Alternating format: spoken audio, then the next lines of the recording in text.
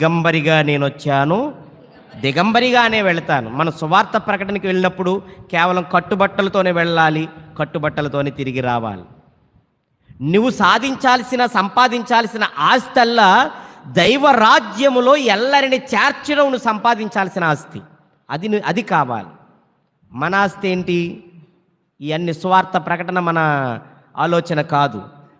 సువార్త ప్రకటనలో మనం చేయాల్సింది మందిని ప్రభు వైపుకు ఆకర్షితులను చెయ్యాలి. పునీత పౌలుడు అంటాడు కదా, మీ దృష్టి సిలువ వేయబడినటువంటి క్రీస్తుపై ఉండాలి. మీ దృష్టి మీ కొరకు ప్రాణార్పణ చేసినటువంటి క్రీస్తు పైన మాత్రమే లగ్నం చెయ్యాలి, ఇంకెక్కడా కాదు. సువార్త ప్రకటనకు వెళ్ళినటువంటి మనం ఆస్తిపాస్తులపైన, బట్టలపైన, లేదంటే సంచులపైన, ధనము పైన కాదు. మన దృష్టి అంతా సువార్త ప్రకటన